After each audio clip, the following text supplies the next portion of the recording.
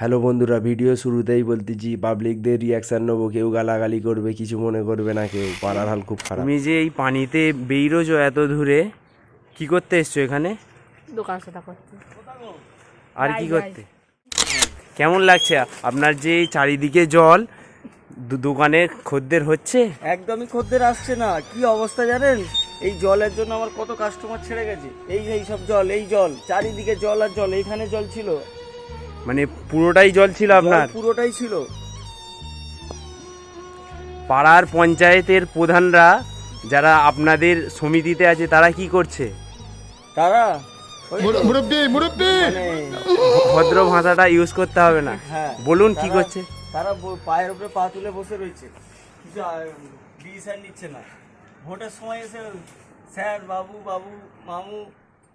পানিতে পানিতে খারাপই লাগবে, ওর ভালো লাগে। ওরে যে হাত ভেঙে যাওয়ার খাপ হয়ে গেল, আর প্লাস্টার করলে তবে হবে। ওই যে এক ভাই বাইক চালিয়ে আসছে, দাঁড়াও ভাই একটু দাঁড়াও, তোমার সাথে 2 মিনিট কথা আছে, 1 মিনিট কথা আছে ভাই, দাঁড়াও।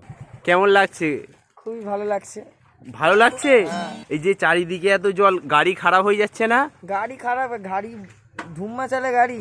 ভোট করে নেবো কিছুদিন পরে। কে? ও, তাহলে তুমি হ্যাপি পাবলিক এটা? ইয়েস। আর তোমার কেমন লাগছে জলে? দাঁড়াও, বলো। ভালো লাগছে না কেন? ঠিক আছে, স্কুলে যাওয়া হচ্ছে না তো?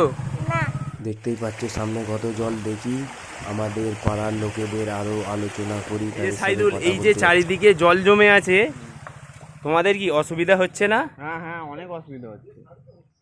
এর বেশি অসুবিধা হচ্ছে মাইদের। কার? মাই দেখো একবার, অসুবিধা হচ্ছে তো? আর আনারুল তোমার? মাই বলে হ্যাঁ। ঠিক আছে, আরো দর্শকদের আমরা, দর্শকরা কিছুই বলতে চাইছে না, এত জল জমে আছে।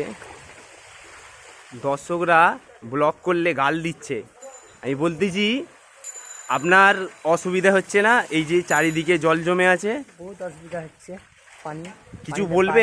আমাদের যে কাজ আছে, নেতারা আছে, তাদের কিছু বলবে? সে নেতারা চুপচাপটা পয়সা এই রিয়াকশন এরকম বললে হবে না। আর বলতি শোন না, 100 টাকাটা কবে দিবি? আপনাদের জলে আসতে অসুবিধা হচ্ছে না? বহুত অসুবিধা হচ্ছে। দাঁড়াও একটু দেখো তো, দর্শকদের বলো। দোকানে খদ্দের আসছে? অবশ্যই দৌড়ে আসছে, সাঁতার কেটে আসছে। এই দেখো কি অবস্থা, আমাদের পুরো রাস্তায় জলে জল, অসুবিধা হচ্ছে, দেখো কত লোক আসছে। ওই জন্য বলছি ভিডিওটা বেশি বেশি করে শেয়ার করো, আর একটু সবাইকে জানিয়ে দাও যে হালদাপাড়ায় আর যেন না আসে।